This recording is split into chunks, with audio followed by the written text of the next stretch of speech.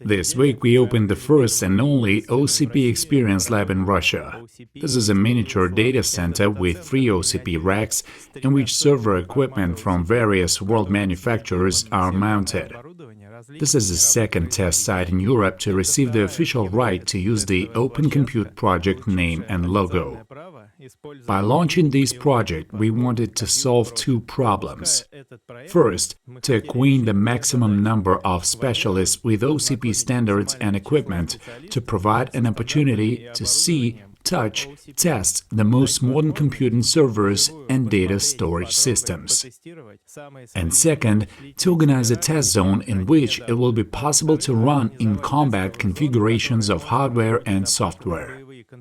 Any company that is interested in buying servers can test the operation of their productive software on serial servers by assembling the required configuration. The OCP standards are developed and maintained by the Open Compute project community created in 2011 at the initiative of a group of large computing consumers led by Facebook.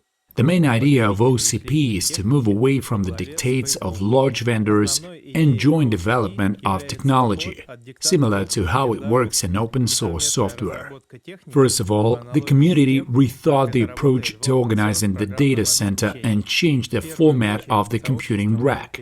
The fact is that the familiar 19-inch rack was invented back in the 20s of the last century to equip telephone exchanges and has remained practically unchanged since then. Technologies have changed a lot over 100 years, and those telephone exchanges are no longer there. However, the racks have remained unchanged. In just 9 years of work, the OCP community has released over 100 new products, many of which have become popular far beyond the Open Compute community. The first difference that catches your eye when looking at the OCP rack is the increased mounting width of the equipment. It is 21-inch, which is 2 inches more than a traditional rack. This gives a 10% increase in usable volume for servers. At the same time, the external dimensions remain the same, which means that the OCP rack occupies the same 60 centimeters and fits into the range of conventional racks without any alterations in the server room. The second difference is the height of the unit. In the traditional rack, it is 44.5 millimeters.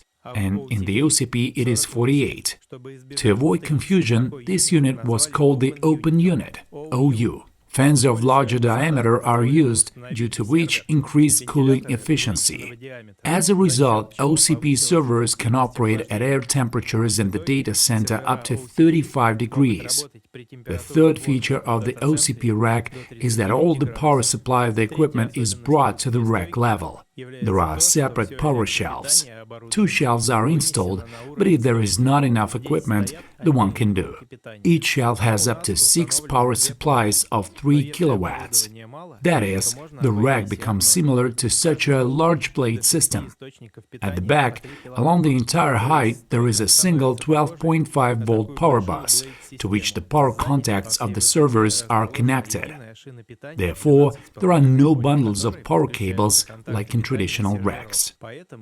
And since all network connections are located on the front panel, it turns out that all maintenance can be carried out from the front, only from the cold corridor, never going into the hot one. The power bus is closed against accidental short circuit and is absolutely safe for humans. By standards, the maximum human-safe voltage is 60 volts DC. Here, let me remind you, we have a voltage of 12.5 volts. All servers and storage systems are toll-free and snap-fit.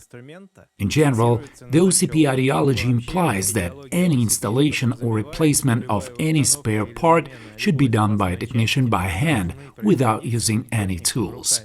This not only makes maintenance faster and easier, but also eliminates the possibility of accidental mechanical damage or short circuit with a screwdriver. All parts that a person can take with their hands during maintenance, move, twist, remove, are painted green, light green. This color even received a special name, OCP Green. Therefore, servers from different manufacturers are very similar to each other. But this is a big plus during operation. Working with the equipment becomes intuitive. At the same time, there are no decorative elements here, only what is needed for reliable operation and convenient maintenance. And in its own way, it is very beautiful, such beauty of functionality as in AK-47. The only exception to the tool-less service rule is switches. The OCP rack often houses classic 19-inch switches. It should be remembered that switches are installed here ports forward, and therefore the airflow should be directed from the ports to the power supplies and not vice versa. All manufacturers now have such modifications. The power supply connects through a standard 230-volt socket on the back of the power shelf. A very simple 19-inch adapter is used to install the switches.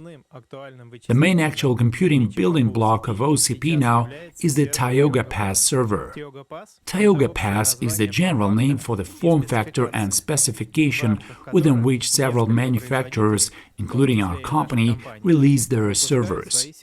Tioga Pass contains 2 Intel Cascade Lake processors and everything you need for use in a modern data center.